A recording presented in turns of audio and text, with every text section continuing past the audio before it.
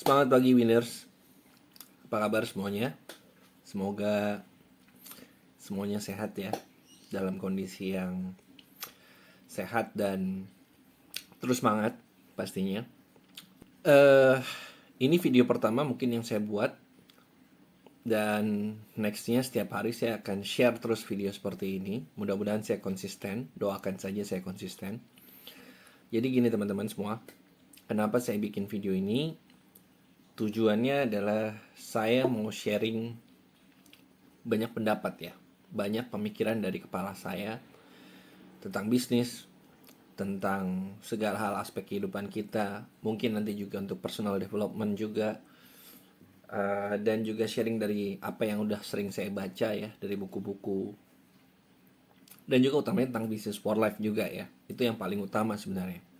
Teman-teman, saya belakangan ini lihat banyak banget, dan ini sangat miris juga ya, terjadi di Indonesia. Saya sambil browsing, biasanya kalau pagi saya suka searching-searching, cari-cari inspirasi ya, sambil lihat-lihat berita. Dan yang menariknya adalah saya nemuin berita yang Indonesia saat ini menjadi peringkat pertama untuk orang masyarakatnya ya. Peringkat pertama masyarakatnya, nomor satu adalah pemain judi online terbanyak di dunia. Di dunia ya, bukan di Asia Tenggara, bukan. Di dunia, garis bawah itu, di dunia. Dan ini luar biasa sekali ya. Bahkan kalau saya baca di beritanya di FIFA.com, Menteri Kominfo mengatakan bahwasannya perputaran uang judi online di Indonesia itu setara di angka 327 triliun. Itu di tahun yang lalu, 2023. Ini fantastis banget ya. Sekaligus miris. Kalau teman-teman mungkin belakangan pernah dengar berita ada suami yang dibakar, benar-benar dibakar secara harafiah ya, diguyur bensin, dibakar. Bahkan dia katanya salah satu bekerja di instansi penegak hukum ya saya sebut aja polisi lah, dibakar oleh istrinya juga yang polisi karena konon katanya suaminya ini ikut judi online. Tapi nggak tahu benar atau enggak, teman-teman mungkin ada yang lebih tahu. Ada juga berita yang saya lihat juga miris, sebuah instansi yang anti korupsi ditemukan juga karyawannya main judi online. Bahkan ini yang juga luar biasa, yang saya nggak habis pikir ya, seorang manajer bank swasta, bank BUMN bahkan sampai menipu uang nasabahnya hingga miliaran untuk main judi online. Fenomena ini menarik, kenapa? Karena gini teman-teman ya, kalau dari pemikiran saya, kenapa sih kok akhirnya orang banyak tertarik? Nggak usah ngomongin judi online ya, dulu mungkin sempat teman-teman, atau sampai sekarang juga masih ramai, ada orang yang banyak terjerat kasus pinjaman online ya, sempat ramai ya. Bahkan yang terakhir ini saya dengar beritanya juga, ada orang yang dia ngelamar kerja di salah satu konter handphone di daerah Cililitan, dan di situ ternyata datanya dia diminta KTP, foto diri segala macam. Ternyata data dirinya semua dipakai untuk minjol oleh si oknum di karyawan yang nerima calon karyawan tadi ya. Jadi istilahnya mungkin kalau saya sebutnya HRD-nya lah ya. Mungkin nggak tahu HRD atau bukan, tapi yang jelas dia karyawan di situ. Dia diminta sama mungkin bosnya atau atasannya untuk interview orang-orang yang baru mau masuk ini, dan orang-orang yang baru mau masuk ini datanya semua diminta tuh, KTP, foto segala macam. Ternyata datanya mereka itu dipakai untuk minjol. Amazing ya, luar biasa banget ya. Dan ini juga lagi-lagi membuat saya jadi mikir gini, kenapa ya kok orang Indonesia tuh pinjaman online, terus kemudian kayak sekarang pay later itu menjamur sekali. Terus juga ya kalau teman-teman lihat di jalan-jalan, entah di tol, entah di pinggir jalan, kan banyak ya billboard yang khususnya ajakan untuk ayo kredit, ayo cicilan gitu ya, pay later aja gitu dan sebagainya. Terus kemudian banyak orang terjerat judi online, sampai dengan anggota dewan pun juga ada yang judi online segala macam ketika lagi sidang ya kan. Padahal kalau kita mau mikir ya, apakah mungkin ini masalah penyakit masyarakat hubungan dengan mindset? Tapi kayaknya nggak juga ya. Kalau saya pikir begini, pasti ada triggernya, ada pemicunya yang akhirnya orang banyak berbondong-bondong gitu ya untuk memilih sarana judi online tadi atau pinjaman online tadi sebagai tanda kutip mungkin problem solve-nya mereka atau jalan keluarnya mereka. Berarti kan artinya sebenarnya masyarakat kita ini punya problem yang cukup serius gitu. Sampai akhirnya mereka harus milih, dalam tanda kutip, harus memilih judi online tadi atau mungkin pinjaman online tadi sebagai alternatif solusi kan gitu. Nah ini menarik gitu. Kenapa? Karena opsi tawaran di luar sana dengan cara-cara yang jauh lebih baik gitu ya, kalau saya bilang itu lebih banyak gitu ya, opsi untuk mungkin bisa start jualan, start mungkin bisnis, atau start yang paling gampang adalah ya ini yang saya bingung gitu ya, kaitan sama for life juga. Mungkin teman-teman ngerasain lah ya, banyak kalau kita sharing ke teman-teman kita, saudara, keluarga, atau mungkin teman-teman di organisasi atau teman-teman di pengajian atau arisan, kalau kita tawarin tentang bisnis for life, banyak dari mereka yang bilang, aduh saya nggak bisa jualan, aduh saya nggak bisa nawar-nawarin barang, saya nggak jago begini begitu dan sebagainya. Tapi mereka butuh uang gitu ya, dan mereka akhirnya mengambil solusi instan tanda kutip dengan tadi judi online, pinjaman online. Artinya nggak semuanya ya yang teman-teman tawarin itu mereka ikut judi online, nggak ya, bukan. Tapi sebenarnya kan problem ini sebenarnya kita bisa tawarin juga alternatif solusi ya, kayak affiliate marketing for life ini, affiliate global my shop ini kita bisa tawarkan sebagai alternatif solusi gitu loh. Ya balik lagi, apa yang men-trigger itu tadi kan gitu ya. Kalau saya melihatnya gini teman-teman, mereka ini atau terutama masyarakat Indonesia yang terjebak gitu ya, tanda kutip terjebak, sebenarnya nggak terjebak tapi menjebak diri mereka sendiri sebenarnya. Ya lagi-lagi karena kurangnya literasi, kurangnya menganalisa, dan saya juga sempat baca juga, ada teman-teman bisa browsing, saya sempat baca satu berita yang ini menarik sekaligus miris juga. Katanya IQ rata-rata orang Indonesia itu antara 70 sampai 80. Rata-rata ya, nggak semuanya, rata-rata. Itu sama dengan, bahkan lebih pintar dengan lumba-lumba yang sudah terlatih. Ironis ya. Tapi ya itu yang jadi pemikiran saya, sebenarnya kurangnya edukasi, kurangnya penjelasan yang benar untuk problem mereka. Jadi kan sebenarnya gini, kalau saya lihat kesimpulannya gini, orang-orang Indonesia sekarang tuh intinya butuh duit, bener nggak? Kenapa? Karena semua kita terdampak inflasi, dan nggak cuma di Indonesia yang terdampak inflasi ya teman-teman ya, semua negara di seluruh dunia ini terdampak inflasi semuanya. Barang-barang semua naik, termasuk Indonesia adalah salah satu negara dengan mata uang yang paling kena namanya hyperinflation. Jadi inflasi tingkat hyper, udah paling tinggi banget lah gitu ya. Gambarannya gini contohnya, ya kayak dulu kalau saya nih, saya ngerasain, mungkin teman-teman ada yang ngerasain juga. Kalau saya dulu waktu SD itu kelas 1 jajan 100 rupiah, itu masih bisa dapat 4 macam item atau 5 macam item makanan kalau saya jajan nih ke kantin. Baru kurang lebih sekitar saya SMP kelas, saya lupa antara kelas 2 atau kelas 3 atau kelas 1, jajan 100 perak tuh udah kayak nggak ada artinya. Dan apalagi sekarang kalau ngeliat 100 perak aja jatuh di pinggir jalan, saya yakin nggak ada yang mau ngambil. Sekelas pengemis pun atau mungkin apa ya, pengamen pun nggak akan ada yang mau ngambil uang 100 perak yang jatuh di jalan, bener nggak? Kalau nggak kepepet banget gitu ya, karena emang udah sebegitu tidak ada artinya angka 100 perak tadi gitu kan ya. Makanya kan ada wacana Indonesia mau denominasi kan mata uangnya gitu kan ya. Jadi kebayang banget gitu ya kalau zaman sekarang itu kalau kita bawa uang 100.000 masuk ke Indomaret aja paling cuma dapat let's say 4-5 macam item, paling banyak mungkin 6-7 item yang kita bisa bawa keluar dari Indomaret kalau kita bawa uang 100.000. Artinya kan sampai sebegitunya gitu ya. Sementara kenaikan upah dan kenaikan gaji sangat-sangat berbanding jauh ya dengan harga-harga yang ada sekarang dan kebutuhan sekarang, dan biaya-biaya lainnya, belum termasuk pajak kendaraan bermotor, pajak PPN dan lain sebagainya. Kalau kita beli barang atau beli makanan di luar gitu kan ada PPN ya. Belum juga dengan biaya-biaya sekolah, terutama perkuliahan dan lain sebagainya. Apalagi banyak juga saya baca berita diramalkan Gen Z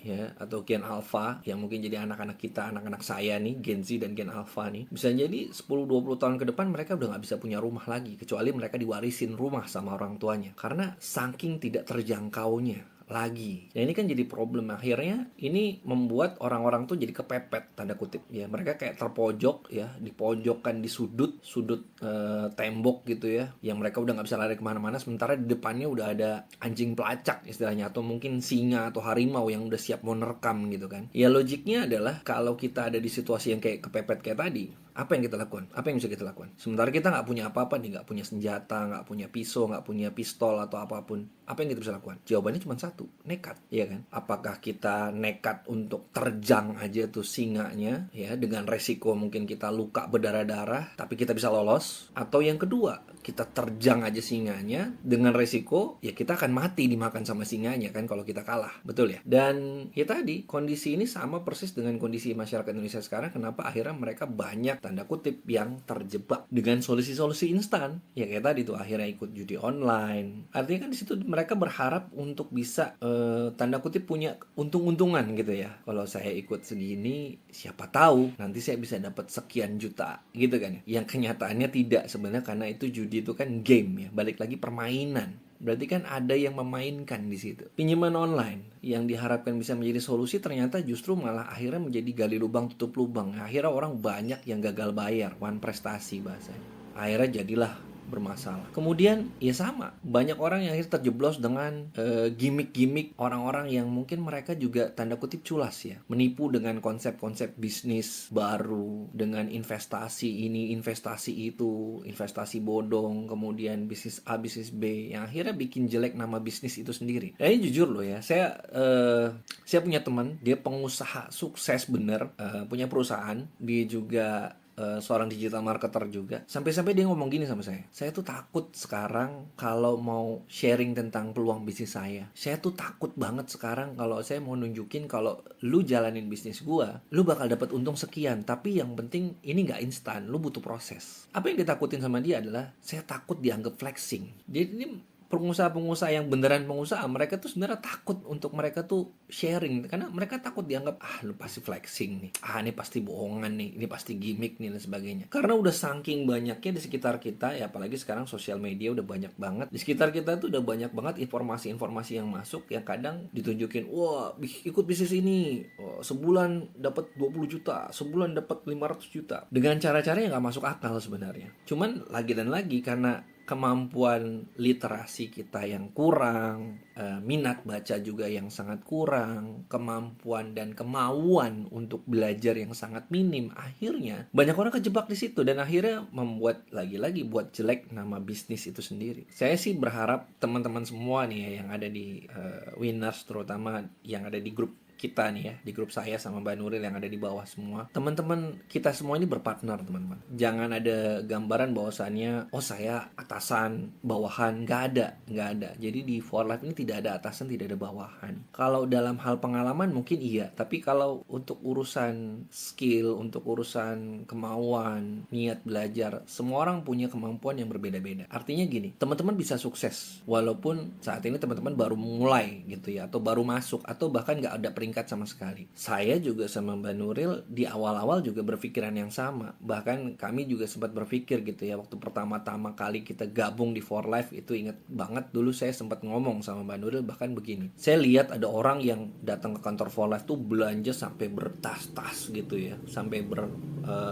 plastik-plastik gitu ya. Saya sampai nyeletuk begini ke Mbak Nuril, saya bilang gini, kapan ya kita bisa belanja sebanyak itu gitu ya. Tapi belanjanya bukan uang pribadi kita, tapi karena kita ngebantu mitra-mitra kita gitu. Artinya grup kita itu saking banyaknya dan saking banyak yang mesen gitu. Itu dulu hanya jadi hayalan, tapi telah dijalani, dilewati prosesnya, ternyata sampai juga ke titik itu gitu ya. Sampai juga dan pernah juga di titik itu gitu. Artinya teman-teman pun juga sama, pasti punya dan akan bisa sampai ke titik itu. Yang penting konsisten, bahasanya gitu kalau kata Pak Sadik ya. Artinya gini teman-teman, coba kita rubah mindsetnya. Jangan-jangan di kita, termasuk di teman-teman sekalian ya, berpikir kalau saya nawarin peluang bisnis ini, nanti saya dikira flexing, saya nanti dikira bohong, saya nanti dikira penipu, saya nanti dikira jualan gimmick lah, saya dikira mau tipu-tipu dia atau gimana. Itu dibuang jauh-jauh dulu ya teman-teman. Kenapa? Karena bisnis ini real. Ini bisnis ini tuh benar-benar bisa dijelaskan dari A sampai Z dengan cara yang detail, dengan seterbuka mungkin. Bahkan komisinya, marketing plan-nya, produknya pun juga jujur, tidak ada yang ditutup-tutupi. Jadi rubah mindset teman-teman untuk berpikir gini, saya pengen nawarin bisnis ini untuk membantu dia supaya jangan sampai nanti dia terjebak dengan solusi-solusi instan tadi itu. Kayak mungkin nanti jadinya dia ikut pinjaman online atau pay later, atau nanti dia terjebak dengan judi online, atau terjebak dengan bisnis-bisnis bodong lainnya yang akhirnya mengakibatkan uangnya dia hilang semua dan akhirnya kehilangan kepercayaan juga terhadap bisnis gitu kan ya. Jangan sampai seperti itu itu gitu. Apalagi sampai ngambil ke rentenir dan lain sebagainya, itu bahaya lah teman-teman. Artinya kalau saya bisa memaknai ya, saya pribadi nih, ini perspektif saya pribadi. Saya pengen nawarin bisnis ini pada orang lain tuh tujuannya adalah supaya orang lain itu jangan sampai terjeblos ke hal-hal yang seperti ini. Jangan sampai keseluruhan hidupnya itu dipenuhi dengan gali lubang, tutup lubang, pinjam untuk menutupi pinjaman yang lainnya, atau bahkan ngutang sana, ngutang sini, atau terkenal dengan si kreditur lah. Tiap main pasti ujung-ujungnya mau minjem duit. Jangan sampai tuh ada image seperti itu. Tapi gimana caranya dengan mereka mau ikut dengan kita? Memang For Life ini tidak menawarkan keuntungan instan, tidak. Ini benar-benar real seperti halnya teman-teman jualan saja.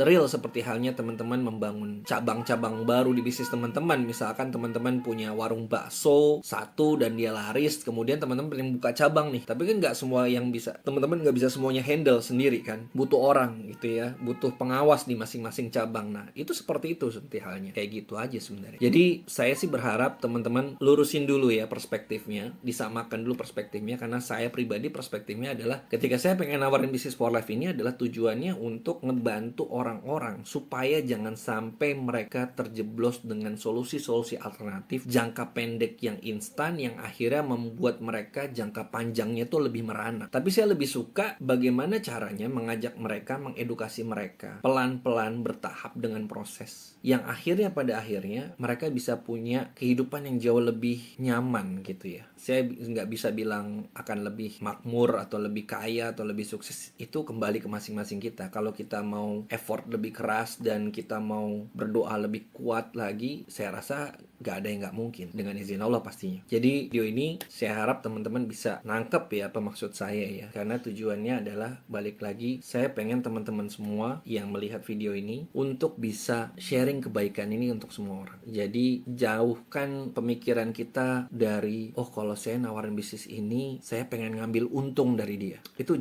buang jauh-jauh teman-teman. Kenapa? Karena tidak ada yang seperti itu di For Life. Kenapa saya bilang tidak ada yang seperti itu? Karena yang pertama gini, ketika teman-teman berhasil merekrut orang, dia tidak belanja, dia hanya join member saja, kan kita nggak dapat apa-apa ya. Betul ya, dari uang pendaftaran yang 90.900 kan kita nggak dapat apa. Bahasanya 90.900 itu mereka hanya membeli tas welcome kit itu dengan isiannya tadi, dengan ada formulir, ada brosur, ada buku-buku dan lain sebagainya. Itu bahasanya hanya pengganti cetak buku dan pengganti pembuatan tas saja. Dan kalau saya rasa itu tidak bahasanya tidak menipu. Kenapa? Karena nilainya sesuai, harganya segitu kok. Ya kalau nggak percaya teman-teman silahkan aja tanya ke konveksi atau ke percetakan, kira-kira nyetak buku sebanyak itu, formulir sebanyak itu berapa biayanya. Saya yakin bahkan lebih dari 100.000. Dan teman-teman baru mendapatkan untung ketika mereka belanja For Life pastinya, belanja produknya For Life, ya kan. Kalau kita punya pemikiran, wah saya berarti ngambil untung dari dia ya kalau saya nawarin bisnis ini. Nah itu mindsetnya terbalik menurut saya. Kenapa? Karena sama aja kalau kayak kita, contoh kita naik motor, kemudian kita ngisi bensin di Pertamina, SPBU. Apakah ada terlintas di kepala kita, wah kalau saya beli di pom bensin ini berarti saya menguntungin yang punya pom bensin ini dong, berarti dia ngambil untung dari saya nih. Kan nggak mungkin ya teman-teman. Kemudian kalau tiba-tiba di rumah kita berasnya habis, terus kita datang ke warung di dekat rumah kita ya, apakah mungkin kita bilang sama orang ini, wah berarti kamu ambil untung dari saya ya, saya beli beras kamu nih. Aneh kan? Iya nggak? Jadi kalau kita berpikir seperti itu, nggak akan ada orang yang jualan, betul nggak? Padahal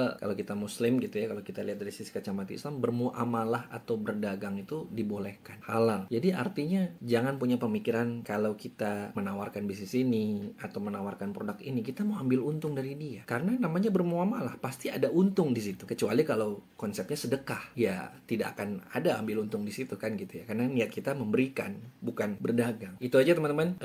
Nextnya mungkin kita akan ngobrol-ngobrol lagi lewat video. Mudah-mudahan ini bisa menginspirasi semua teman-teman untuk terus semangat dan jangan pernah berhenti, karena bisnis ini bukan konsepnya seperti orang lari sprint ya atau lari cepat ya. Karena kalau kita lihat lari cepat kan, kalau teman-teman lihat lari cepat tuh paling jauh mungkin sekitar 500 sampai 800 meter, nggak lebih dari 1 kilometer. Kenapa? Karena sangat capek dan butuh tenaga jauh lebih besar. Tapi kalau di bisnis ini tuh kita seperti halnya maraton. Maraton tuh kan jaraknya sangat panjang ya, kurang lebih 42 kiloan lebih. Dan di situ kita butuh untuk mengatur nafas, mengatur kecepatan. Nggak semuanya cepat ya. Jadi yang penting adalah stabil, kecepatannya stabil. Dan jangan berhenti stop. Karena ketika kita berhenti stop, ya sudah. Dikala itu ya bisnis kita juga akan stop. Oke, tetap semangat teman-teman. Sampai ketemu lagi. Semangat pagi.